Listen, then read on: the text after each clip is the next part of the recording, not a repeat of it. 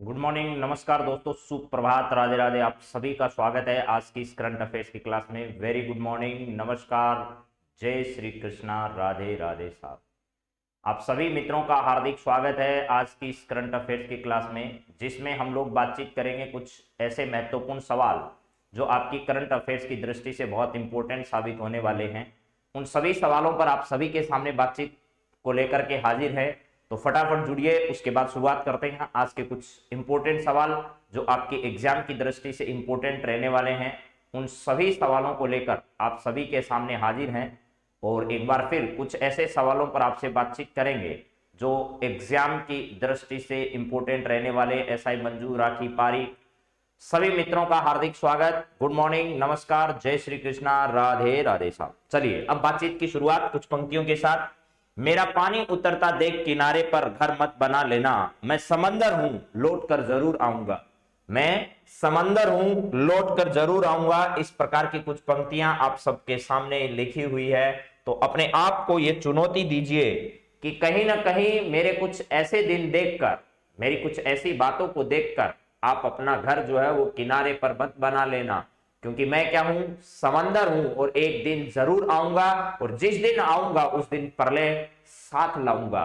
तो ये ध्यान रखिएगा कि जब तक हमारे कमजोर दिन है तब तक हमारे दिनों का फायदा मत उठाइए, और वरना जिस दिन हम लौटेंगे हमारी पूरी ताकत के साथ लौटेंगे, और जो ताकत हमारी होगी वो ताकत आपके लिए प्रलय बन सकती है। तो हमारे बुरे दिनों में हमारा साथ दीजिए, ना कि हमारा उपहास उड़ाइए। उपहास उड़ाने वाले लोग बहुत हैं इस दुनिया में, लेकिन उनसे अभी हार नहीं माननी है, उनसे लड़ते हुए जीवन में आगे बढ़ना है।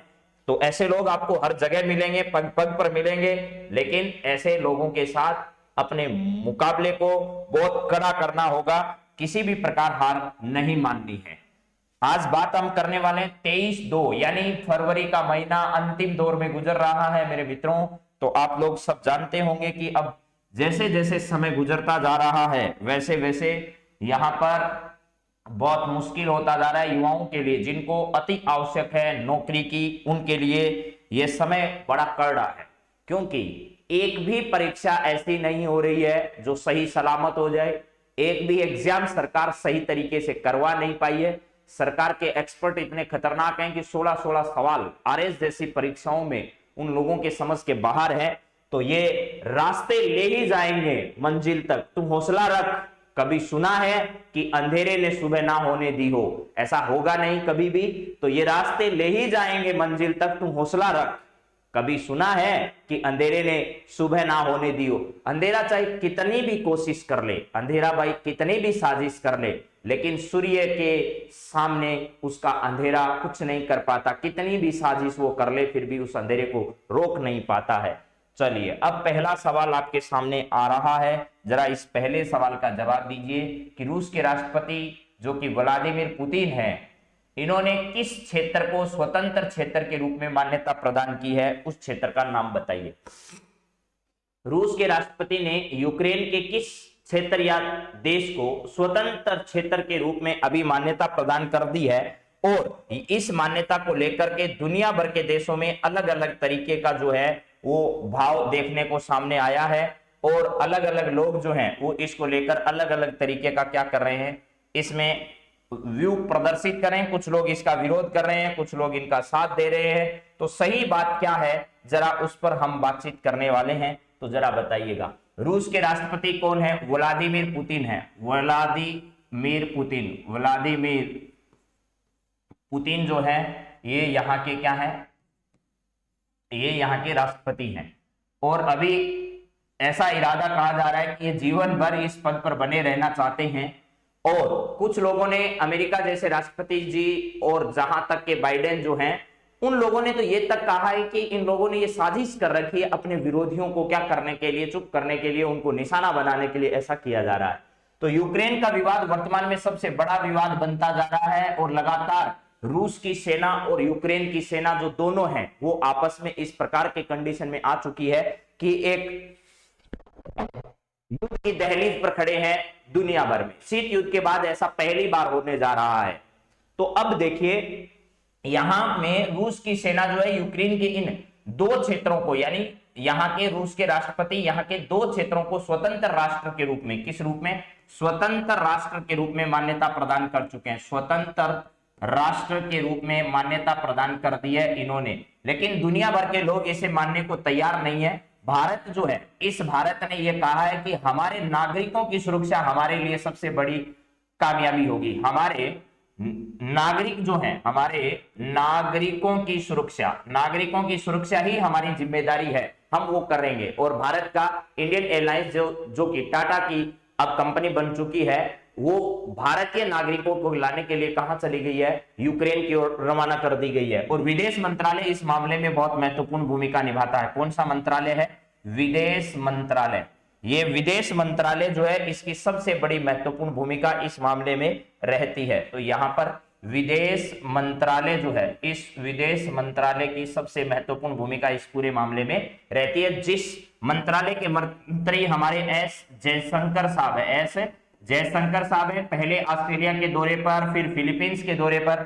आजकल बताइए जरा कौन से देश के दौरे पर गए हुए हैं हमारे एस जयशंकर साहब। तो डोनेत्स्क और लुंग्स्क नाम के 2 प्रांत हैं। यहाँ कहाँ के प्रांत है, ये यूक्रेन के प्रांत है, ये यूक्रेन के प्रांत हैं, जिनको क्या कर दिया गया है, स्वतंत्र राष्ट्र के रूप में मान्यता प्रदान कर दी। इसका मतलब आपका सही जवाब क्या होगा, ए व बी दोनों सही जवाब होंगे यहाँ पर। तो 2014 से यहां पर कब्जा बनाए हुए ये, लेकिन उसके बावजूद भी डोनेत्स्क और लुंग्स्क को नए 2 राष्ट्रों के रूप में मान्यता प्रदान हाल ही में किस देश के द्वारा की गई है, तो रूस के द्वारा की गई है। और रूस के राष्ट्रपति जो है व्लादिमीर पुतिन है, इन्होंने स्वतंत्र राष्ट्र का इन्हें दर्जा प्रदान कर दिया है। भारत ने कहा है कि हमारा स्टैंड यही है कि सब कुछ अच्छे तरीके से होना चाहिए। और इसके बाद है कि विदेश मंत्रालय ने भारतीय नागरिक जो यूक्रेन में फंसे हुए हैं और युद्ध की स्थितियों को देखते हुए वहां से भारतीय नागरिकों को निकालने के लिए एक विमान जो है वो यूक्रेन पहुंच चुका है।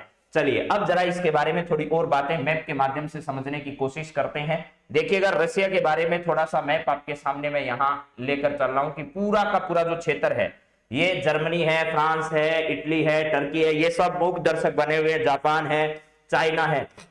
ये बस समय का इंतजार कर रहे हैं कि समय के साथ साथ क्या कैसे कैसे मामला हो। एशिया का सबसे बड़ा देश होने का यहां पर इसको प्राप्त है, इस प्रकार का क्षेत्र जो है वो ये देखिएगा सबसे बड़ा भाग जो है इसके पास है। और रूस का आधा भाग जो है, ये रूस का आधा भाग जो है वो किसके अंतर्गत है, यूरोप के अंतर्गत। यहां पर आधा भाग यूरोप में है और आधा भाग इसका किसका है, एशिया का भाग है। इन दोनों भागों को ध्यान रखना है। और यह विघटन से पहले और बड़ा भाग था, लेकिन विघटन के बाद इसके भाग थोड़े क्या हो गए, छोटे हो गए हैं। तो चलिए अब और आगे देखते हैं, इस मैप के माध्यम से भी और समझते हैं कि क्या है हमारी अन्य और बातें भी। यहाँ एक बड़ा मैप भी हमने शामिल किया, उसको भी दोबारा ले आएंगे, चलो कोई नहीं। यहाँ देखिए इसमें भी थोड़ा आपको नजर आ सकता है रूस वाला भाग, लेकिन उसके नजदीक के हिस्से जो है वो यहाँ इसमें नजर आएंगे। जैसे नीचे वाली सीमा आपकी चाइना के साथ लगती है, इसकी किसके साथ, ये वाली सीमा रूस की जो है वो किसके साथ लगती है, चाइना के साथ लगती है, ये पूरा का पूरा भाग।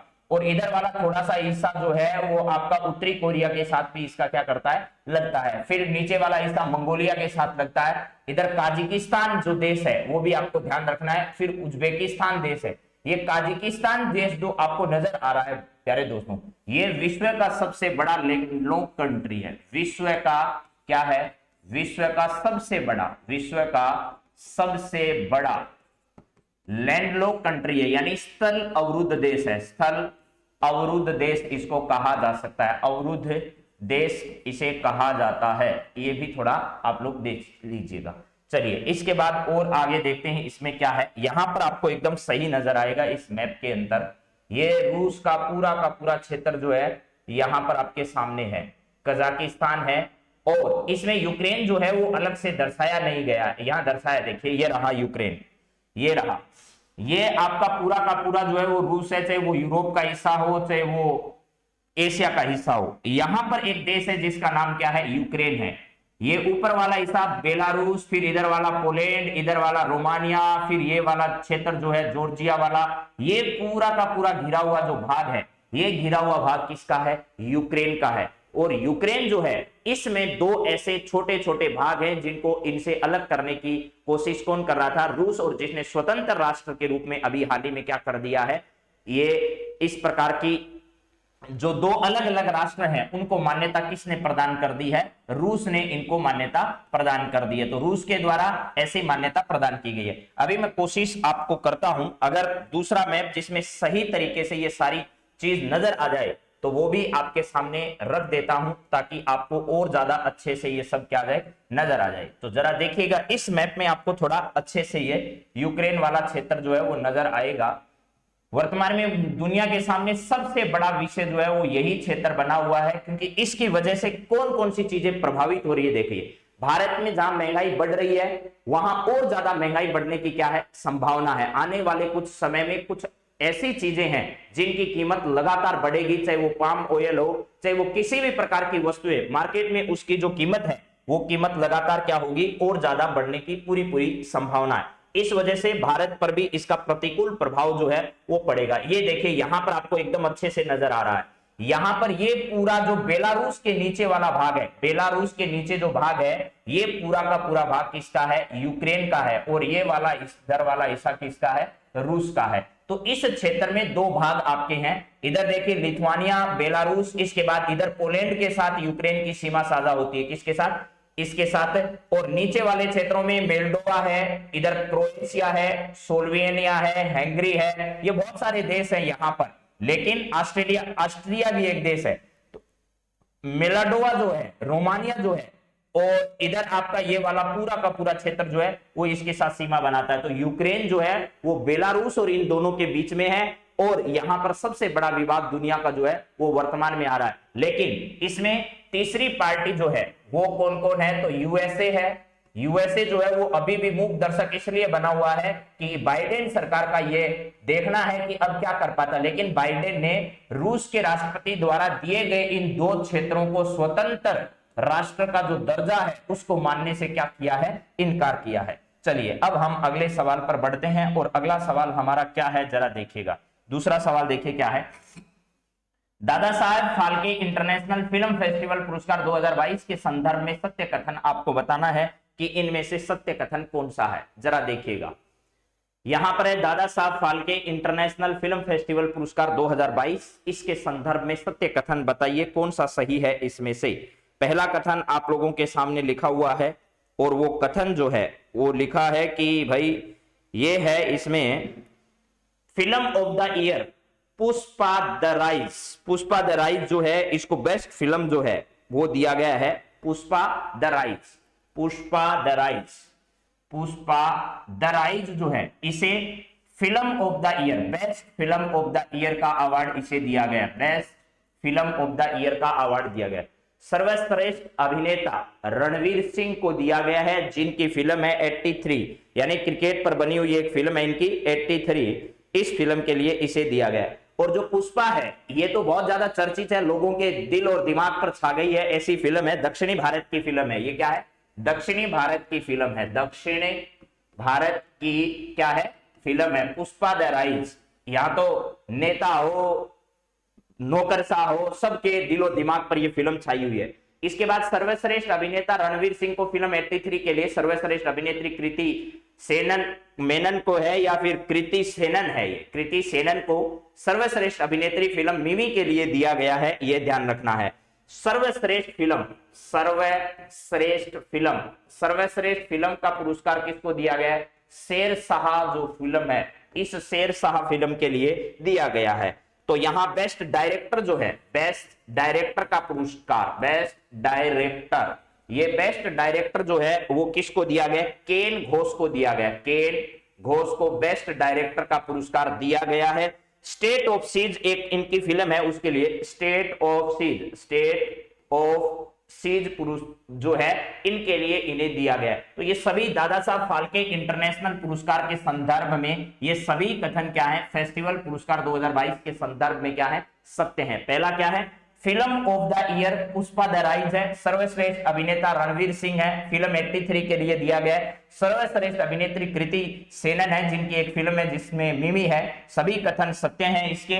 और दक्षिणी भारत की फिल्म है पुष्पा द राइज। सर्वश्रेष्ठ फिल्म जो है, सर्वश्रेष्ठ फिल्म का पुरस्कार किसको दिया गया है, शेरशाह को दिया गया। बेस्ट डायरेक्टर जो है वो केन घोष को दिया गया। स्टेट ऑफ के लिए यह पुरस्कार प्रदान किए गए हैं। तो ये सारी बातें जो है वो आपकी परीक्षा की दृष्टि से इंपॉर्टेंट थी। तो आप लोगों को 2 सवाल निश्चित तौर पर याद करना है, पक्का किसी न किसी परीक्षा में आएगा। सर्वश्रेष्ठ अभिनेता का पुरस्कार रणवीर सिंह को, और सर्वश्रेष्ठ अभिनेत्री का पुरस्कार कृति सेनन को, और सर्वश्रेष्ठ फिल्म का पुरस्कार पुष्पा द राइज जो है। ये 3 सवाल ऐसे हैं जहां पर परीक्षाओं में सवाल घूम फिर के पूछे ही जाते हैं जी। चलिए अब अगले सवाल पर बात करते हैं, फटाफट देख लीजिएगा क्या है आपकी ये खबरें। ऊपरी भद्रा परियोजना का संबंध किस राज्य से है जिसे राष्ट्रीय परियोजना हाल ही में घोषित किया गया? ऊपरी भद्रा परियोजना जो है उस परियोजना का संबंध कहां से यानी किस राज्य से है जिसको राष्ट्रीय परियोजना घोषित किया गया? आरएस परी के एग्जाम में एक सवाल आया था। वैसे तो इस एग्जाम की अब बात करने से क्या फायदा है आरएस परी के एग्जाम में, क्योंकि इसमें 16 सवाल ऐसे आए जिनका जवाब भी पता नहीं है मुख्य रूप से आरपीएससी को। राष्ट्रीय परियोजना है राजस्थान में पूर्वी नहर परियोजना। पूर्वी नहर परियोजना ये वीडियो के एग्जाम में आया था शायद, यानी वीडियो के एग्जाम में आया था। तो ये पूर्वी नहर परियोजना जो है इसको क्या नहीं किया गया है? राष्ट्रीय परियोजना घोषित नहीं किया गया, ऐसा वो सवाल आया था वहां पर। राष्ट्रीय परियोजना घोषित किया गया है प्रधानमंत्री के द्वारा, इसमें असत्य कथन बताना था। तो ध्यान रखना पूर्वी नहर परियोजना जो है लगातार प्रयासरत है कि उसे राष्ट्रीय परियोजना घोषित की जाए, लेकिन अभी भी उसे राष्ट्रीय परियोजना घोषित नहीं की गई है। अब इसका सही जवाब जो है वो मेरे मित्रों क्या है? कर्नाटक है। कर्नाटक के ऊपरी भद्रा परियोजना का संबंध किससे है? कर्नाटक से। और एक आपने शरावती नदी का नाम सुना होगा, शरावती नदी। ये शरावती नदी का संबंध कहां से है ये भी जरा बताइएगा। तो यहाँ कर्नाटक जो है इसके ऊपरी भद्रा परियोजना का क्या है? संबंध है, जिसे हाल ही में क्या किया गया? राष्ट्रीय परियोजना घोषित किया गया। और अभी हाल ही के केंद्र जो बजट प्रस्तुत किया उस बजट में आपको पता होगा केन बेतवा जो नदी है, केन बेतवा नदी, इनको नदी जोड़ो परियोजना के तहत शामिल करने को लेकर के बजट में घोषणा की गई है। नदी जोड़ो परियोजना जो है इस परियोजना के तहत इसको शामिल करने की बात कही गई है। नदी जोड़ो परियोजना जो है वो आपको पता होना चाहिए। इसी केन बेतवा जो है इस लिंक 2005 में इस परियोजना को क्या किया गया था? शुरू किया गया था। तो अभी कर्नाटक जो है इस कर्नाटक के बारे में सारी बातें जो है ये ध्यान रखना है। श्रावती नदी कर्नाटक के शिमोग से जिसका उद्गम होता है, महात्मा गांधी या जोग या करसोपा जो आप लोग जानते हैं वो भी ध्यान रखिएगा, यहां से संबंधित है। तो चलिए अब बात करते हैं उत्तर प्रदेश में अभी विधानसभा के चल रहे हैं, विधानसभा के चुनाव चल रहे हैं। विधानसभा चुनाव यहाँ पर देश का सबसे बड़ा राज्य है और सबसे ज्यादा विधानसभा की सीटें होने के नाते यहाँ पर विधानसभा के चुनाव सबसे ज्यादा चरणों में यहाँ पर करवाए जा रहे हैं। कर्नाटक में मुंबई साहब जो है, ठीक है, मुंबई साहब जो है वो यहाँ के क्या है? सीएम है। मुंबई, ठीक है, ये क्या है? यहाँ के सीएम है। बसवराज मुंबई है, क्या है? बसवराज जो मुंबई है वो यहाँ के क्या है? सीएम है। और यहाँ के जो गवर्नर है वो कौन है? थावरचंद गहलोत है। थावरचंद गहलोत यहाँ के क्या है भैया? ये यहाँ के गवर्नर है। और वर्तमान में हिजाब मुद्दे को लेकर के सबसे ज्यादा जो चर्चा में रहने वाला राज्य है उसका नाम कर्नाटक ही है। और उत्तर प्रदेश के विधानसभा के चुनाव कितने चरणों में? 7 चरणों में यहाँ की विधानसभा के चुनाव होने वाले हैं। तो ये सब बातें जो है वो आपको ध्यान रख लेनी है। चलिए अगले सवाल पर बढ़ते हैं। अगला सवाल देखिएगा क्या है? प्रबल योजना का संबंध किस क्षेत्र से है जिसे आगामी कुछ माह में क्या किया जाएगा? शुरू किया जाएगा। एक योजना है जिसका नाम है प्रबल योजना। कल अगर आपने न्यूज़पेपर पढ़ा हो तो उस न्यूज़पेपर में बहुत ही अच्छे शब्दों में इसकी पूरी व्याख्या की गई, इस प्रबल योजना को, कि इसे शुरू किया जाएगा। तो रक्षा क्षेत्र जो है, इस रक्षा क्षेत्र से जुड़े हुए एक बड़े अधिकारी जिनका नाम है रजनीश कुमार, वो राजस्थान के दौरे पर आए हुए। किसके दौरे पर? राजस्थान के दौरे पर। रजनीश कुमार उनका नाम है। क्या है? रजनीश कुमार रक्षा महालेखा जो संगठन है उसके प्रमुख है रजनीश कुमार। रक्षा महालेखा या महालेखा जो काउंसिल है उसके क्या है? प्रमुख है। प्रबल योजना रक्षा क्षेत्र में भारत को शस्त्र निर्माण जो है, भारत को हथियार क्षेत्र में, भारत को हथियार के लिए, हथियार जो है उस हथियारों की पूर्ति करने के लिए सेना को बाहर से नहीं मंगाना पड़े, इससे लेकर के भारत में एक योजना शुरू की जाएगी जिसे कहा जाएगा प्रबल योजना। इस प्रबल योजना का संबंध किस क्षेत्र से है? तो रक्षा क्षेत्र से है। इस रक्षा क्षेत्र को लेकर के रजनीश कुमार हमारे यहाँ, अब आपको पता होगा किन दो देशों के मध्य, ओमान और भारत के मध्य, किसके बीच में? ओमान और भारत के मध्य, ओमान और भारत के मध्य राजस्थान के जोधपुर एयरबेस पर, जोधपुर में क्या होने जा रहा है? यहां पर एक युद्धाभ्यास हो रहा है ओमान और किसके बीच में? भारत के बीच में। कहां हो रहा है? जोधपुर में। इसका मतलब आगामी परीक्षाओं का बहुत ही शानदार सवाल ये बनने वाला है, जो ओमान और भारत के बीच में क्या हो रहा है? यहां पर युद्धाभ्यास। इसी समय रजनीश कुमार राजस्थान के दौरे पर आए हुए हैं, तब इन्होंने ये बात कही कि हम रक्षा क्षेत्र को लेकर के एक प्रबल योजना शुरू करेंगे, जिसमें रक्षा क्षेत्र में हमें जो हथियार है उन हथियारों की पूर्ति जो है वो हमारी सेना को हम खुद कर सके, इसको लेकर के हम इस प्रकार की बात जो है वो करेंगे। तो अब देखिएगा यहां पर ओमान और भारत के बीच में जोधपुर एयरबेस पर युद्धाभ्यास हो रहा है, रक्षा क्षेत्र से जुड़ी हुई है। और हमारे रक्षा मंत्री जो हैं, रक्षा मंत्री साहब कौन है? राजनाथ सिंह है। राजनाथ सिंह हमारे क्या है? रक्षा मंत्री हैं। प्लस तीनों सेनाओं के प्रमुख की अगर बात करें, एमएन नरवणे साहब यहां पर है, ठीक है। इसके अलावा यहां हमारे आर हरि कुमार है, ठीक है। इसके अलावा मेरे मित्रों, इसके अलावा वीके चौधरी साहब हमारे प्रमुख हैं वायु सेना के, वीके चौधरी साहब। एमए नरवणे साहब जो हैं, यहाँ हमारे विपिन रावत साहब के निधन के बाद जो सीडीएस थे उसके पद पर अभी तक किसी को नियुक्त नहीं किया गया, लेकिन सेना की जो कमेटी है उसके अभी भी प्रमुख जो है वो किसको बनाए हुए हैं? तो एमएन नरवणे साहब जो है इनको बनाया गया है। तो ये सारी बातें जो है वो हमें ध्यान रखनी है। हाँ, ईस्टर्न ब्रिज 6 नाम है इसका, क्या है? ईस्टर्न ब्रिज 6 नाम का एक अभ्यास जो है, ब्रिज 6, ये नाम भी पक्का याद कर लेना, आएगा पेपर में 100%। ईस्टर्न ब्रिज 6 नाम का युद्धाभ्यास किन दो देशों के मध्य आयोजित हुआ और कहां आयोजित हुआ? तो राजस्थान के जोधपुर में आयोजित हुआ और ओमान और भारत के बीच में इसका क्या किया जा रहा है? आयोजन किया जा रहा है। तो चलिए अब अगले सवाल पर हम लोग बातचीत कर लेते हैं। अगला सवाल आपका क्या है, जरा देखो। यह है नेक्स्ट सवाल। 5वीं सबसे कम उम्र के शतरंज खिलाड़ी नंदा का संबंध कहां से है? जिन्होंने ऑनलाइन रैपिड शतरंज टूर्नामेंट में वर्ल्ड नंबर 1 कार्लसन को हराया है। यह खबर हालांकि देख लीजिएगा खेल से संबंधित है और कल के न्यूज़पेपर में बहुत महत्व इस खबर को दिया गया। 5वें सबसे कम उम्र के खिलाड़ी हैं, ऐसा आपको ध्यान रखना है, यानी लगभग 16 वर्ष की उम्र इनकी बताई जाती है। खिलाड़ी का नाम क्या है? प्रज्ञनंदा है, ठीक है, प्रज्ञनंदा है इन खिलाड़ियों का नाम है। और इन्होंने नंबर 1 जो खिलाड़ी हैं उनको, नंबर 1 खिलाड़ी जिनका नाम है पोल्सन, उनको हराकर ये है सफलता जो है वो क्या की है? हासिल की है। तो आपको बताना है कि भाई ये कहां के रहने वाले हैं। ऑनलाइन रैपिड जो टूर्नामेंट है उसमें प्रज्ञनंदा जो है इन्होंने इस प्रकार का कीर्तिमान स्थापित किया है। तो इनका संबंध किस जगह से है, उस जगह का आपको क्या करना है? नाम बताना है।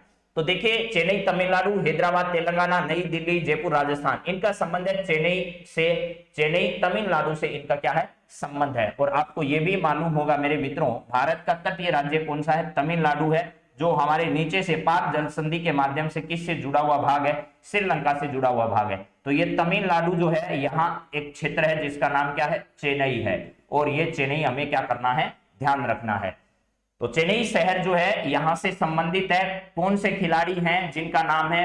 प्रज्ञनंदा, ठीक है, प्रज्ञनंदा ये संबंधित है। और खेल कौन सा इनका? शतरंज का खेल है। और अब तक के विश्व के 5वें सबसे कम उम्र के शतरंज के खिलाड़ी होने का इन्हें गौरव प्राप्त है। हैदराबाद जो है वो तेलंगाना में, अभी आपको पता होगा श्री रामानुजाचार्य, रोजाना बताता हूं, रामानुजाचार्य जो है इनकी प्रतिमा जो है वो स्थापित की गई है, जिसे स्टेच्यू ऑफ इक्वलिटी के नाम से हम लोग क्या करते हैं? जानते हैं। नई दिल्ली देश की राजधानी है, जयपुर राज्य की राजधानी है, जहां पर बड़े बड़े सुंदर ऐसे भवनों का निर्माण किया गया है जिनको देखने के लिए बड़ी संख्या में जो है, हाँ जी, पर्यटक राजस्थान आते हैं। विदेशी पर्यटकों की संख्या सबसे ज्यादा कहां पर आती है? राजस्थान में तो जयपुर आती है। और सबसे ज्यादा देशी पर्यटकों की संख्या कहां पर आती है? तो वो जगह पुष्कर है, जहां पर सबसे ज्यादा देशी पर्यटक घूमने आते हैं। तो इस सवाल का सही जवाब क्या था? चेन्नई था। चलिए नेक्स्ट सवाल जरा देखिएगा, अगला क्या है। किस अफ्रीकी देश को हाल ही में पोलियो आउटब्रेक देश घोषित किया गया है, जहां पोलियो का WPV first type wild polio virus strain पाया गया है, आपको बताना है वो देश कौन सा है। यानी WHO ने ऐसा किया है, WHO के द्वारा एक अफ्रीकी देश है, क्या है, एक अफ्रीकी देश है, अफ्रीकी देश, उस अफ्रीकी देश में ऐसा किया गया है जहां पर क्या पाया गया है भैया, पोलियो का एक स्ट्रेन पाया गया, यानी पोलियो का नया मामला सामने आया है, और वो भी स्ट्रेन कौन सा है, WPV फर्स्ट है, WPV फर्स्ट इस नाम का एक नया स्ट्रेन है जिसे कहते हैं टाइप 1 वाइल्ड पोलियो वायरस, इसे कहते हैं type 1 wild polio virus, wild polio virus है। दुनिया के सामने सबसे बड़ा खतरा जो था वो कौन सा था, पोलियो था, लेकिन भारत पोलियो से मुक्त हो चुका है, लेकिन अभी भी दुनिया के कई देश हैं पोलियो से। अफ्रीका में कुछ समय से कोई मामला सामने नहीं आया था, लेकिन अब एक नया मामला सामने आया है, उसका नाम आपको बताना है कि कौन सा है। थोड़े दिन पहले मैंने नाइजीरिया के बारे में आपको एक बुखार बताई थी कि नाइजीरिया में इस प्रकार की जो है वो एक नई बुखार का मामला सबसे पहले नाइजीरिया में सामने आया था। माली, मलावी, बुर्किनो फासो के राष्ट्रपति को बाद में गिरफ्तार कर लिया गया था, थोड़े दिन पहले ही आपको बताया था। माली से ठीक नीचे देश है, इसका सही जवाब जो है वो मलावी है। क्या है, मलावी एक देश है अफ्रीका का, वहां पर क्या किया गया है, टाइप वाइल्ड पोलियो वायरस। अब पोलियो किससे संबंधित रोग है तो ये आपको समझ में आ गया होगा, वायरस जनित क्या है, रोग है। इसके एक नए स्ट्रेन का नाम है टाइप 1 वाइल्ड पोलियो वायरस है। इसका मामला सबसे पहले अभी कहां देखा गया, हाल ही में, तो ये देखा गया भाई मलावी में। और WHO ने क्या घोषित किया है, आउटब्रेक देश घोषित किया। आउटब्रेक का मतलब अभी भी पोलियो से पूर्णतः मुक्त नहीं हुआ है, अभी हाँ एक नया मामला जो है क्या आ गया है, सामने आ गया है। तो अफ्रीकी की ऐसे देश का नाम क्या है, मलावी देश है, और ये मलावी आपको ध्यान रख ही लेना है। चलिए अब इसके मैप के बारे में थोड़ा सा देखते हैं, क्या है मलावी और क्या है मलावी की कहानी।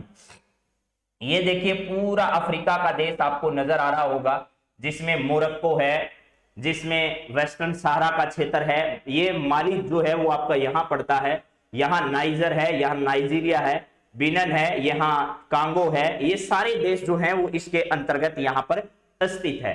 तो बहुत सारे देश इस पूरे इलाके में फैले हुए हैं। नामीबिया है, बोत्सवाना है, साउथ अफ्रीका है, जिम्बाब्वे है, आंगो है, बहुत सारे देश अफ्रीका के अंतर्गत यहाँ पर जो है वो है। युगांडा है, ठीक है, फिर यहाँ बुरुंडी है। मलावी जो देश है वो देखिए यहाँ पर है मेरे मित्रों, ये दक्षिणी अफ्रीका जो है, अफ्रीका का दक्षिणी भाग, यहां पर एक देश पड़ता है जिसका नाम क्या है, मलावी है। अब आपको मेरे हिसाब से तो नजर आ जाएगा, लेकिन फिर भी नहीं आए तो कोई दिक्कत नहीं है, ठीक है। यहां पर एक देश है जिसका नाम क्या है, ये रहा मलावी, ये मलावी है।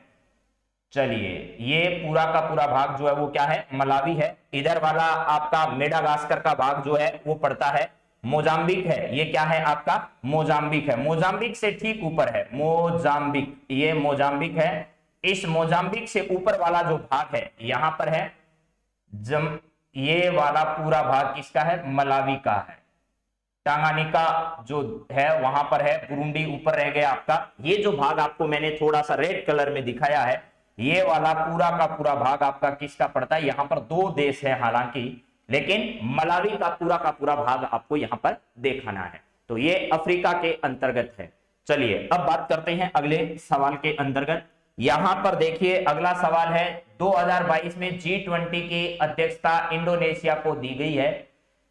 इस वर्ष की थीम जो है इस सम्मेलन की क्या रहने वाली है, और 2023 में भारत करने वाला है इसकी अध्यक्षता, आपको पता ही होगा इस बात का। 2022 में G20 की अध्यक्षता इंडोनेशिया को दी गई है। इस वर्ष G20 की जो थीम है वो क्या है, जरा बताइएगा। यहां पर क्या लिखा है कि G20 की अध्यक्षता इंडोनेशिया को दी गई है, इस वर्ष की इसकी थीम क्या है, इस सम्मेलन की वो बताना है। रिकवर टुगेदर है, रिकवर टुगेदर, रिकवर स्ट्रॉन्गर है, रिकवर एंड रीयूज है, रिफ्यूज है, रीयूज है, यहाँ रिकवर एंड रिफ्यूज है, रिफ्यूज एंड रीयूज है। क्या है इसकी थीम?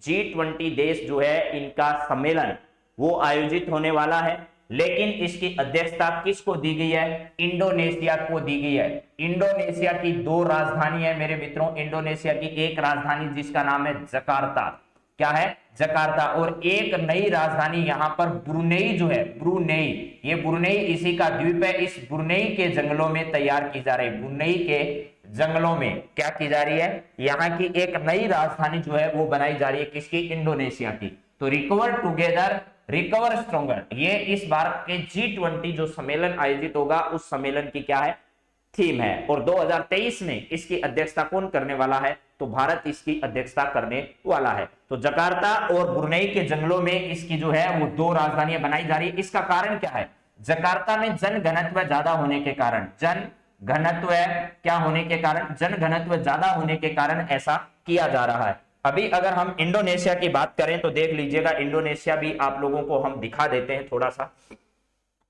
चलिए, इंडोनेशिया के बारे में भी बातचीत आपसे कर ली जाए तो थोड़ी ठीक रहेगी मेरे हिसाब से।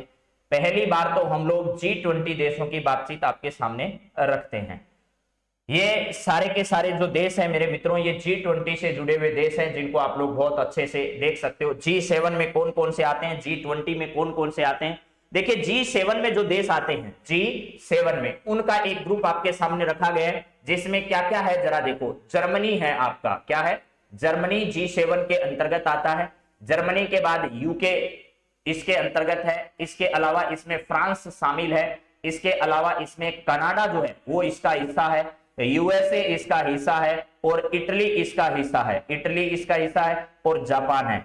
अगर इसमें कुछ देश और मिला दिए जाएं तो वह भाग क्या बन जाएगा, आपका G8 बन जाएगा। यानी इस G7 के अंतर्गत G7 प्लस इसमें कर दिया जाए किसको, रूस को, तो यह है पूरा का पूरा मामला क्या बन जाएगा, G8 के नाम से जाना जाएगा।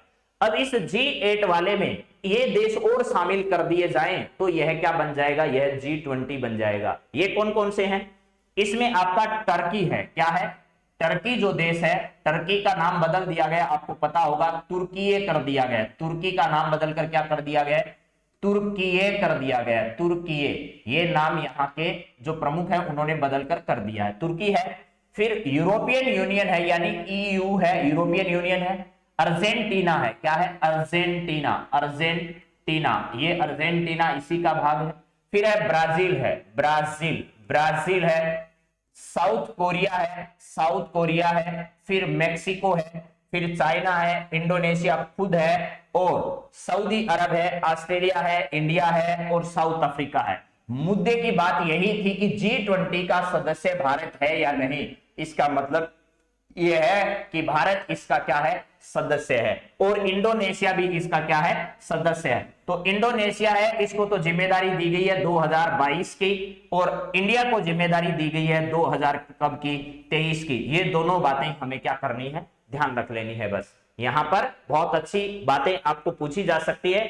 G7, G8, G20, इनमें से कौन सा G7 में शामिल नहीं है, तो मुख्यतः आपसे पूछा जाने वाला सवाल जो है वो रसिया है। रसिया जो है वो G7 में शामिल नहीं है। भारत है वो G7 में शामिल नहीं है, ये भी हमें क्या करना है, ध्यान रखना है। G8 में भारत शामिल नहीं है। इसके बाद इंडोनेशिया भी शामिल नहीं है, चाइना भी शामिल नहीं है, लेकिन चाइना है और आपका इंडोनेशिया है और भारत है। ये जो देश है G20 के सदस्य जरूर है, लेकिन G7 और G8 के सदस्य ये वाले नहीं हैं। तो सारे नाम मैंने आपको बता दिए हैं। अब थोड़ा सा इंडोनेशिया के बारे में भी आपको बताते हैं, जरा देखिएगा इंडोनेशिया की क्या कहानी है, और इंडोनेशिया कहां पर जो है वो आपका अपना स्थान रखता है वर्ल्ड मैप के अंतर्गत। इंडोनेशिया के सारे द्वीप कहां कहां फैले हुए हैं, ये भी जानकारियां आपको रहनी ही चाहिए मेरे मित्रों। तो ये देखिए, इंडोनेशिया के बहुत सारे मैप हैं, लेकिन उनमें से मैं एक मैप आपको दिखा रहा हूं। ये देखिएगा, यहां पर पूरा का पूरा क्षेत्र जो है वो ये इंडोनेशिया का है। ब्रुनेई यहां पर आपको नजर आ रहा होगा। ये देखिए, यहां पर ये पूरा का पूरा जो भाग है, ये पूरा भाग किसका है, वो इंडोनेशिया का ही है। ये वाले द्वीप जो हैं वो इंडोनेशिया के हैं। ये वाला पूरा इलाका किससे है, इंडोनेशिया के। इंडोनेशिया में आपका एक सुमात्रा क्षेत्र जो है वो पड़ता है, और मलाया जो है, ये मलाया यहां पर है। और ब्रुनेई जिसकी हम बात कर रहे थे, ये द्वीप है, ये ब्रुनेई द्वीप किसका है, इंडोनेशिया का है। ये ब्रुनेई जो है वो किसका है, यहाँ इंडोनेशिया का ही भाग है। इंडोनेशिया जो है, इस इंडोनेशिया का ही भाग क्या है आपका, ब्रुनेई है। तो मेरे हिसाब से ये आपको ध्यान रखना है। ऊपर आपका मलेशिया पड़ता है, मलेशिया के ठीक नीचे यहाँ पर इंडोनेशिया है, सुमात्रा और जकार्ता जो राजधानी है वो इस क्षेत्र पर है। यहाँ पर क्या है, जकार्ता जो है वो इस क्षेत्र पर पड़ती है, लेकिन यहां ध्यान रखना नीचे वाला क्षेत्र जो है इसको हम जावा और बाली के नाम से जानते हैं। किस नाम से, जावा, और ये वाला भाग जो है वो क्या है आपका, बाली है, बाली है। तो चलिए अब बात करते हैं अगले सवाल पर। अगला सवाल आपके सामने क्या है, ठीक है, इंडोनेशिया, ब्रुनेई, ये सारे क्षेत्र यहां पर पड़ते हैं। और भी मैप पर बात कर सकते हैं, लेकिन फिर कभी देखते हैं। चलिए अगला सवाल क्या है जरा देखो। हाल ही में 6वें अफ्रीका संघ यूरोपीय संघ शिखर का आयोजन कहां पर किया गया है, यह है आपको बताना है। अफ्रीका और यूरोपीय संघ के शिखर सम्मेलन का आयोजन हाल ही में कहां पर किया गया, लंदन में किया गया, ब्रुसेल्स में किया गया, ब्रुनेई में किया गया, ऑस्ट्रेलिया में किया गया। तो ये तो अभी आपको बताया मैंने, ब्रुनेई जो है वो कहां पर है, इंडोनेशिया का भाग है। ब्रुनेई किसका भाग है, इंडोनेशिया का जो है वो भाग है। ब्रुसेल्स जो है वो बेल्जियम में, कहां पर, ब्रुसेल्स बेल्जियम, ब्रुसेल्स बेल्जियम, ये ध्यान रखना, बेल्जियम जो है उसकी राजधानी ब्रुसेल्स है। लंदन जो है वो आपका यूके के अंतर्गत पड़ता है, ठीक है। तो इसका सही जवाब जो है वो मेरे मित्रों क्या है, ब्रुसेल्स है। ब्रुसेल्स बेल्जियम में अभी हाल ही में 6वें अफ्रीकी संघ यूरोपीय संघ के शिखर सम्मेलन का क्या किया गया है, आयोजन किया गया है, ये हमें ध्यान रखना है। तो इसमें यूरोपीय यूनियन से जुड़े हुए जो लोग हैं और अफ्रीकी संघ से जुड़े हुए लोग हैं, उन्होंने इस शिखर सम्मेलन में क्या किया है, भाग लिया है। और इस शिखर सम्मेलन में भी यूक्रेन जैसे और रूस जैसे विवाद हैं, उन विवादों पर क्या की गई है, चर्चा की गई है। तो यहां पर ज्यादा इसमें याद करने वाली बातें नहीं है, लेकिन सिर्फ इतना याद कर लीजिएगा कि 6वें अफ्रीकी संघ यूरोपीय संघ शिखर सम्मेलन का आयोजन हाल ही में कहां पर किया गया है, तो ब्रुसेल्स बेल्जियम में इस शिखर सम्मेलन का क्या किया गया, अभी हाल ही में आयोजन किया गया है। चलिए अगला सवाल जरा देखिएगा क्या है।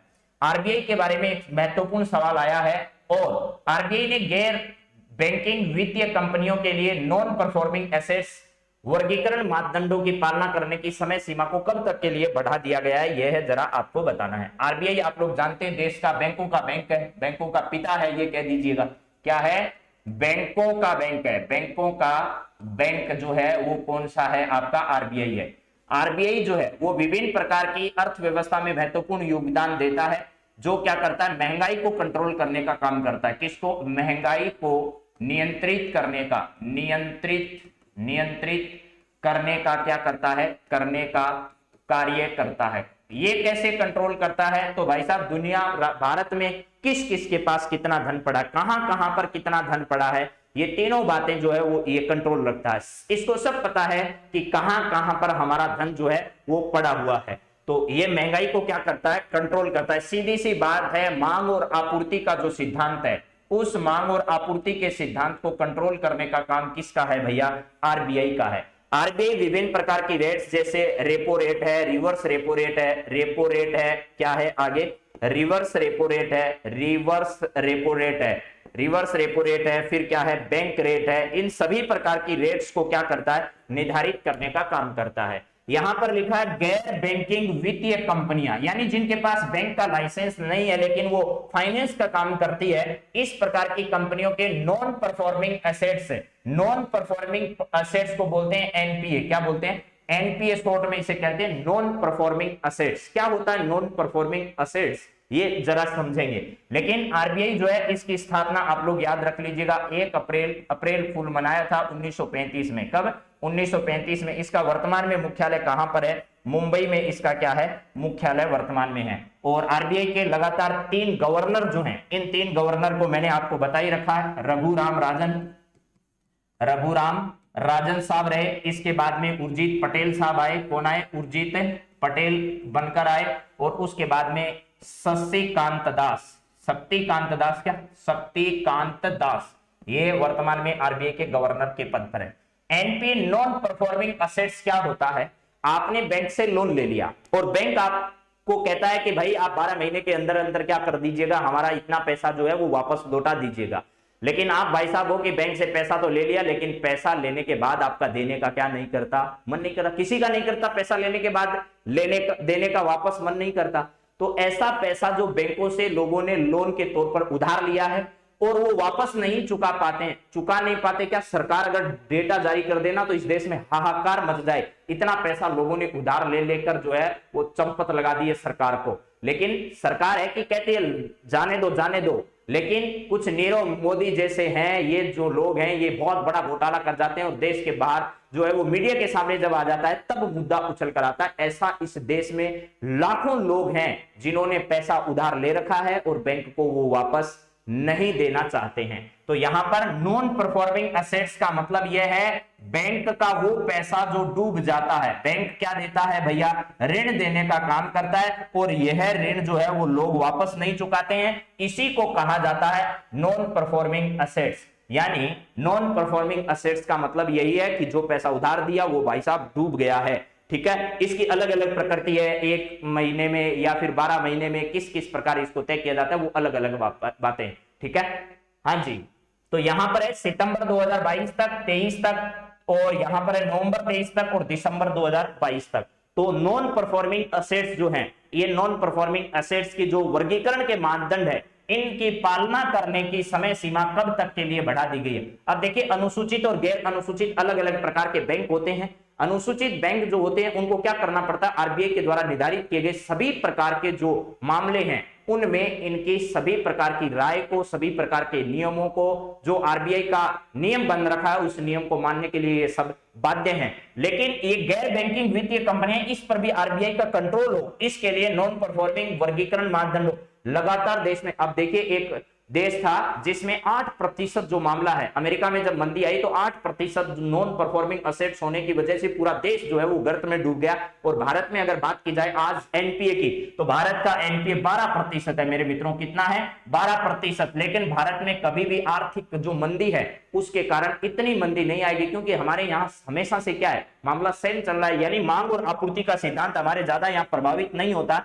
इसके लिए दुनिया की आई हुई भयंकर मंदियों का ज्यादा प्रभाव भारत पर नहीं पड़ता है। तो सितंबर 2022 जो है, इस सितंबर 2022 तक क्या कर दिया गया है, नॉन परफॉर्मिंग एसेट्स के जो मानक हैं उन मानकों के वर्गीकरण की पालना करने की समय सीमा जो है वो गैर बैंकिंग वित्तीय कंपनियां जो है उनकी नॉन परफॉर्मिंग एसेट्स के वर्गीकरण की समय अवधि को आरबीआई ने बढ़ा दिया कि भाई साहब जाओ आप सितंबर 2022 तक ऐसा करो, उसके बाद हम देखेंगे आपको। तो चलिए अगले सवाल पर हम लोग बात करते हैं। अगला सवाल है, deputy chief of army staff के रूप में अभी हाल ही में किसे अपॉइंट किया गया है, यह है आपको देखना है।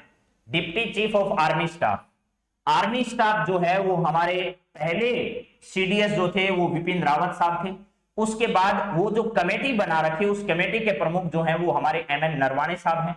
और यहां पर लिखा है चनीरा बंसी पोनप्पा, अशोक कुमार। और ये देखिए, अभी मैंने 2 दिन पहले बताया था समुद्री सुरक्षा जो है, समुद्री सुरक्षा के पहले हमारे प्रमुख जो है वो किसको बनाया गया है, समुद्री सुरक्षा जो है, यानी समुद्री सुरक्षा को लेकर के अपनी सारी बातें जो है, पहले ये व्यक्ति हैं जो किसके प्रति उत्तरदायी होंगे, एनएसए के प्रति। उनको समुद्री सुरक्षा से जुड़े हुए सारे मामलों की जानकारी कौन देंगे, अशोक कुमार जो है वो देंगे। अजीत डोभाल हमारे क्या है, एनएसए है, अजीत डोभाल, अजीत डोभाल, ये भी आपको ध्यान रखना है। तो इस पद पर किसको नियुक्त किया गया, अशोक कुमार। ये अशोक कुमार पहले डिप्टी चीफ आर्मी स्टाफ के पद पर तैनात थे। इनके स्थान पर अब नया प्रमुख किसको बनाया गया, चनीरा बंसी पोनप्पा को बनाया गया। चनीरा बंसी पोनप्पा जो है इनको नया क्या बनाया गया, डिप्टी ऑफ चीफ स्टाफ अभी हाल ही में नियुक्त किया गया। Deputy chief of army staff के पद पर हाल ही में किसे नियुक्त किया गया, तो चनीरा बंसी पोनप्पा जो है इनको नियुक्त किया गया।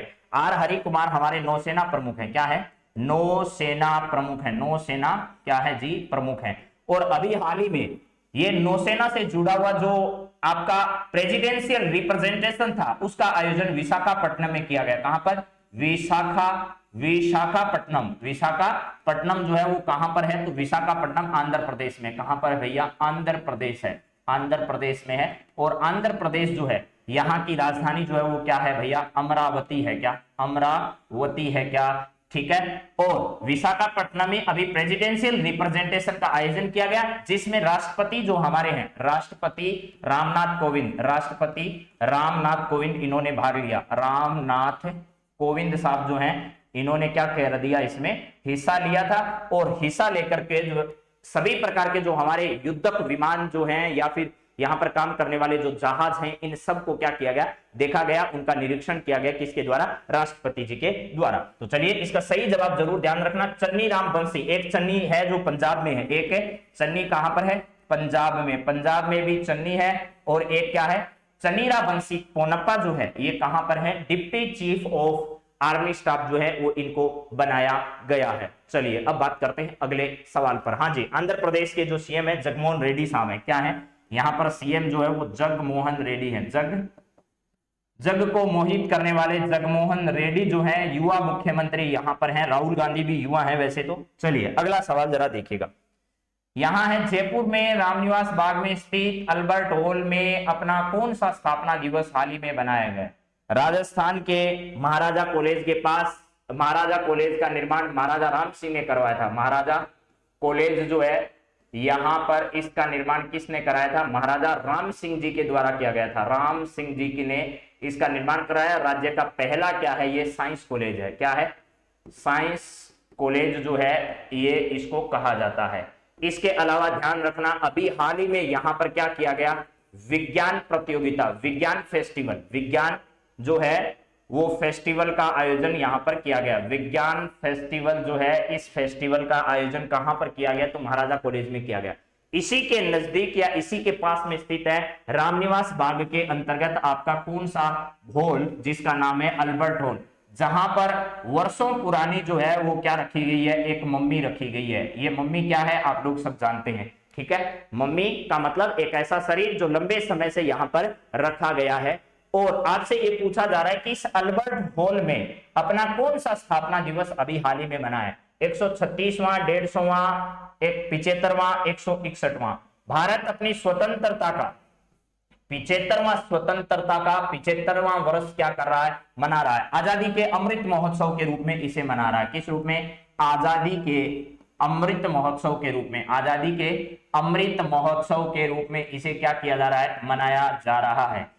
और इसका 136वां स्थापना दिवस मनाया, यानी 135 वर्ष पूर्ण हो चुके हैं। 135 वर्ष क्या हो चुके हैं, वर्ष इसकी स्थापना को पूर्ण हो चुके हैं, ये ध्यान रखना। और वैसे भी अल्बर्ट हॉल के बारे में तो आप पीएचडी कर चुके होंगे। राज्य का सबसे बड़ा संग्रहालय आप लोग इसे कह सकते हो, क्योंकि यहाँ पर बहुत सारी ऐसी चीजें जो है वो रखी गई है जो अंग्रेजों के जमाने, राजा महाराजाओं के समय की थी। और विभिन्न प्रकार की गैलरियां जो है वो यहाँ बनी है। और भारत और ईरानी शैली या अरबी शैली जिसे कहते हैं, उस अरबी शैली में इसका क्या किया गया है, निर्माण किया गया है, ये भी ध्यान रखना। तो यह पर कहां पर स्थित है, जयपुर के रामनिवास बाग में स्थित है, जिसने अपना 136वां स्थापना दिवस जो है वो अभी हाल ही में मनाया है। चलिए अब बात करते हैं अगले सवाल पर।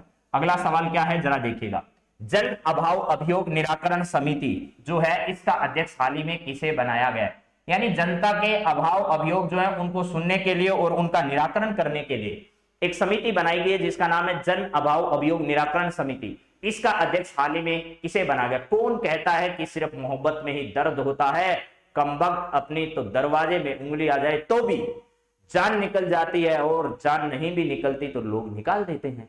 चलिए, जन अभाव अभियोग निराकरण समिति का अध्यक्ष हाल ही में किसे बनाया गया बताइए जरा। पुखराज पारासर है, ये पारासर है, गर्व नहीं है। और पारासर तो आजकल खूब चर्चा में है। रीट का जब से मामला आया है तो इसमें दो नाम मैंने लिखे हैं, एक तो सुभाष गर्ग है और एक क्या है, एक वो कौन सा पारासर है भाई, वो पारासर। ये दो पारासर खूब चर्चा में आजकल। तो जन अभाव अभियोग निराकरण समिति का अध्यक्ष हाल ही में किसे बनाया गया सरकार ने, तो ये देखिएगा पुखराज पारासर जो है, पुखराज पारासर को बनाया गया। पुखराज पारासर जो है इसको बनाया गया। टीकाराम जूली जो है वो सामाजिक न्याय व अधिकारिता मंत्री है, सामाजिक न्याय व अधिकारिता मंत्री है। सामाजिक न्याय व क्या है, अधिकारिता मंत्री है, अधिकारिता मंत्री है। और केंद्र सरकार की अगर बात की जाए तो वीरेंद्र सिंह है, क्या है, वीरेंद्र सिंह जो है, वीरेंद्र सिंह ये केंद्र सरकार में सामाजिक न्याय व अधिकारिता मंत्री है, जिनके द्वारा अभी हाल ही में दो नई पहल जो है वो शुरू की गई है। एक तो जो भीख मांगने वाले लोग हैं उनके लिए ऐसा किया गया है। इसके अलावा मेरे मित्रों जो ट्रांसजेंडर समुदाय है उनके लिए भी इन्होंने एक नई सेवा की शुरुआत की है। सुभाष गर्ग जो है वो राज्य के तकनीकी शिक्षा मंत्री है, क्या है, तकनीकी एवं उच्च शिक्षा मंत्री, तकनीकी एवं क्या है, उच्च शिक्षा मंत्री का पद इनके पास है। उच्च शिक्षा, तकनीकी और उच्च शिक्षा मंत्रालय जो है वो इनके पास है। सुखराम बिश्नोई के पास श्रम मंत्रालय, क्या है, श्रम मंत्रालय के राज्य मंत्री है, श्रम मंत्रालय के क्या है, राज्य मंत्री के पद पर सुखराम बिश्नोई जो है वो बिलोंग करते हैं इस विभाग से। तो चलिए इसका सही जवाब आपको मैंने बता दिया है, पुखराज पारासर जो इनको जन अभाव अभियोग निराकरण समिति का अध्यक्ष अभी हाल ही में क्या किया गया है, बनाया गया है। चलो जी, अगला सवाल जरा देखिएगा आपके सामने क्या है। 13 नंबर सवाल, महिंद्रा सेज में स्टोन ट्रेनिंग इंस्टीट्यूट की स्थापना की जा रही है, जो कहां पर स्थित है आपको यह देखना है। महिंद्रा सेज कहां पर है, अगर यह भी पता चल जाए आपको तो भी सवाल का जवाब आ जाएगा। यहां पर एक स्टोन ट्रेनिंग इंस्टीट्यूट बनाया जा रहा है, जिसमें राज्य के युवाओं को स्टोन से विभिन्न प्रकार की कलाकृतियां बनाने के लिए उनको पहले ट्रेनिंग दी जाएगी। उसके बाद उनकी आजीविका जो है, उन आजीविका को सुधार करने के लिए यहां पर इस प्रकार की एक संस्था की स्थापना की जा रही है। तो यह बताना कि महिंद्रा सेज में स्टोन ट्रेनिंग इंस्टीट्यूट की स्थापना तो की जा रही है, लेकिन यह स्थित कहां पर है यह आपको बताना। यह कहां पर स्थित है, अलवर में है, धौलपुर में है, अजमेर में है, जयपुर में। तो मेरे हिसाब से कोई भी ऐसा नहीं है वो नहीं जवाब दे सकता। इसका सही जवाब क्या है आपका, जयपुर है। जयपुर में महिंद्रा सेज जो स्थित है, वहां पर स्टोन ट्रेनिंग इंस्टीट्यूट की क्या की जा रही है, स्थापना की जा रही है। राज्य का हृदय स्थल जो है वो अजमेर है। राज्य का हृदय स्थल क्या है आपका, अजमेर है। और धौलपुर जो है यह है बीड़ के लिए क्या है, प्रसिद्ध है। क्या है, चंबल के बीड़ों के लिए क्या प्रसिद्ध है, धौलपुर प्रसिद्ध है। और बीहड़ की रानी जो है वो करौली को कहा जाता है। किसको, बीहड़ की रानी। बीहड़ की रानी जो है, बीहड़ की रानी, ये किसे कहा जाता है, ये करौली को कहा जाता है। ध्यान रखना है, किसको, करौली को कहा जाता है, ये ध्यान रखना। अलवर जो है, अलवर क्षेत्र में आप लोगों को पता है हमारे यहाँ विभिन्न प्रकार के, जिसमें एक सरिस्का टाइगर रिजर्व है। क्या है, सरिस्का टाइगर रिजर्व जो है, टाइगर रिजर्व, ये कहां पर स्थित है, टाइगर रिजर्व ये आपका अलवर में स्थित है। पहली बार जो है वो आपको पता होना चाहिए, टाइगर की शिफ्टिंग जो है, टाइगर की शिफ्टिंग यहां पर की गई थी। शिफ्टिंग जो है वो कहां पर की गई थी, तो ये रणथंबोर से सरिस्का में की गई थी। रणथंबोर टू कहां पर, सरिस्का पर पहली बार टाइगर्स को क्या किया गया था, शिफ्ट किया गया था हेलीकॉप्टर के माध्यम से। और उसमें सुल्तान और बबली जो है ना, सुल्तान और क्या था, बबली, सुल्तान और बबली, ये दो नाम याद रख लेना भैया। बबली नाम तो वैसे भी आपको बहुत अच्छा लगता होगा। तो सुल्तान और बबली, सुल्तान जो है वो और बबली जो है, इन दोनों को क्या किया गया था, पहली बार राज्य में टाइगर शिफ्टिंग के नाम पर सुल्तान और बबली को कहां से कहां पर ले जाया गया था, तो रणथंबोर टाइगर रिजर्व से सरिस्का टाइगर रिजर्व में उन्हें क्या किया गया था, ट्रांसफर किया गया था। तो पहला हमारा टाइगर रिजर्व राज्य का कौन सा था, Ranthambore tiger reserve, Ranthambore tiger reserve. उसके बाद सरिस्का, उसके बाद फिर है मुकुंदरा हिल्स। मुकुंदरा हिल्स का नाम बदलकर एक बार राजीव गांधी के नाम पर कर दिया, लेकिन वसुंधरा ने वापस इसका नाम बदलकर क्या कर दिया, मुकुंदरा हिल्स कर दिया। इसके बाद आपको पता होगा हमारे यहाँ पर अभी ताजा एक मामला जो है वो किसका आया है, रामगढ़ विषधारी का आपने नाम सुना होगा। रामगढ़ विषधारी जो है उसका नाम आपने सुन रखा होगा, रामगढ़ विषधारी। इसके अलावा बूंदी वाला जो क्षेत्र है, बूंदी का, वो बूंदी वाला क्षेत्र भी अभी टाइगर रिजर्व के अंतर्गत क्या कर दिया गया है, शामिल कर दिया गया है। तो चलिए अब बात करते हैं अगले सवाल पर। अगला सवाल आपका क्या है, हाँ जी, संस्कृति और संसदीय मामलों के मंत्री अर्जुन मेघवाल हैं द्वारा राज्य के किस जिले में एक मेगा कैरियर काउंसलिंग वर्कशॉप परामर्श 2022 के नाम से शुरू किया गया, उस जिले का नाम बताइएगा। संस्कृति और संसदीय मामलों के मंत्री अर्जुन मेघवाल द्वारा राज्य के किस जिले में एक मेगा कैरियर काउंसिल वर्कशॉप जो है, हाँ जी देखो जरा, यहां पर है संस्कृति और संसदीय मामलों के मंत्री अर्जुन मेघवाल साहब हैं, ये बात ठीक बात है। राज्य के किस जिले में एक मेगा कैरियर काउंसलिंग वर्कशॉप जिसे परामर्श 2022 के नाम से जाना गया, यह परामर्श 2022 कहां से शुरू इन्होंने किया था, ठीक है। तो बताइए जरा, रामगढ़ विषधारी ठीक है, बीकानेर से एकदम सही जवाब आपका है। बीकानेर से वर्तमान में सांसद है अर्जुन मेघवाल। कहां से है भैया, बीकानेर के सांसद हैं, बीकानेर के क्या है, सांसद हैं, ठीक है जी, ये बात आप लोगों को ध्यान है ही। और यहां पर बीकानेर में ही इन्होंने पढ़ने वाले बच्चों के लिए एक मेगा कैरियर काउंसिल वर्कशॉप परामर्श 2022 के नाम से इन्होंने हाल ही में क्या किया गया, शुरू की गई है। तो हनुमानगढ़ है, बीकानेर। चूरू के पूर्व कलेक्टर भी रह चुके हैं भैया, ये भी ध्यान रखना, चूरू के पूर्व कलेक्टर भी रह चुके हैं, चूरू के पूर्व कलेक्टर, जिला कलेक्टर भी रह चुके हैं, कौन, अर्जुन मेघवाल साहब। जिला कलेक्टर जो है वो भी रह चुके हैं, कलेक्टर रह चुके हैं कौन, अर्जुन मेघवाल। बाद में राजनीति में आए, पहले ये सिविल सेवा के अंतर्गत काम कर चुके हैं। तो यहां पर देखिएगा बीकानेर इसका क्या होगा, सही जवाब होगा। गंगानगर है, गंगानगर में आपने चिंकारा नाम सुना होगा, यानी प्रत्येक जिले को एक शुभंकर बताया गया है।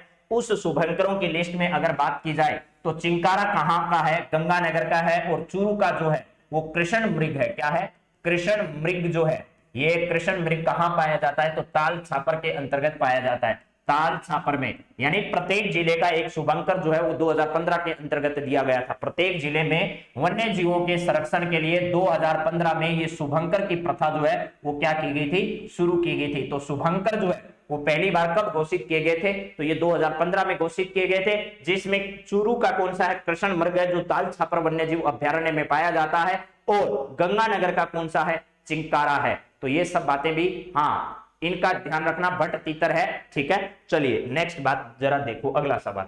राजस्थान के युवा बोर्ड के अध्यक्ष किसे बनाए गए? अभी हाल ही में युवा बोर्ड भी है राजस्थान में, युवा बोर्ड है लेकिन युवाओं की कोई सुनता नहीं है, बात अलग है। तो युवा बोर्ड जो है राजस्थान में गठित किया गया हाल ही में, और राजस्थान युवा बोर्ड के अध्यक्ष का जो पदभार है हाल ही में इनमें से किसने ग्रहण किया है? सीताराम लांबा ने, उर्मिला योगी। ये तो घुमंतु समुदाय जो है उस घुमंतु समुदाय का जो परिवार कल्याण बोर्ड है, उस परिवार कल्याण बोर्ड की अध्यक्ष कौन है? उर्मिला योगी है। 2-3 दिन पहले इनका खूब विरोध हो रहा था, लोग हाँ जी बीकानेर का भट्ट तीतर। ठीक, चलो यहां पर है डॉक्टर चंद्रभान। डॉक्टर चंद्रभान को 20 सूत्री कार्यक्रम जो है ना, 20 सूत्री कार्यक्रम, 20 सूत्री कार्यक्रम जो है उस कार्यक्रम का प्रमुख बनाया गया। किसको? डॉक्टर चंद्रभान को। इन्होंने भी कल पदभार ग्रहण किया है। महादेव सिंह खंडेला जो है वो किसान आयोग जो है, महादेव सिंह खंडेला जो है वो किसके हैं? किसान आयोग के क्या बनाए गए? प्रमुख बनाए गए। तो सीताराम लांबा आपका एक ऑप्शन बच गया जो कि सही है। सीताराम लांबा जो है इनको हाल ही में क्या किया गया है? राजस्थान युवा सीताराम सीताराम सीताराम कहिए, इनको क्या बना दिया गया है? युवा बोर्ड जो है, इस युवा बोर्ड का क्या बनाया गया? अध्यक्ष बनाया गया है। तो कथा को करते हैं समाप्त, और इसकी पीडीएफ आप सभी को उपलब्ध हो जाएगी पैनल पीडीएफ के साथ। रियल NEWS इस नाम से टेलीग्राम को आप सर्च कर सकते हैं। ये नहीं मिले तो 8947 यानी 894783, ये जरूर ध्यान रखना 23 है, ये 2370, इस नंबर पर आप व्हाट्सएप पर पीडीएफ लिखकर भेज दीजिएगा। आपको इसकी पैनल पीडीएफ जो है वो क्या होगी? उपलब्ध होगी। 8947832370 है। तो इस प्रकार आप लोग प्राप्त कर सकते हैं। तो आज की क्लास से जुड़ने के लिए मेरे सभी मित्रों का बहुत बहुत धन्यवाद है। कल फिर वापस कुछ नए सवालों को लेकर आपके सामने हाजिर होंगे। तब तक आप सभी को आज के दिवस की बहुत बहुत मंगल कामना। आपका दिन बहुत अच्छे से गुजरे और लगातार आप पढ़ाई करते रहें। बहुत बहुत धन्यवाद। जय हिंद, जय भारत।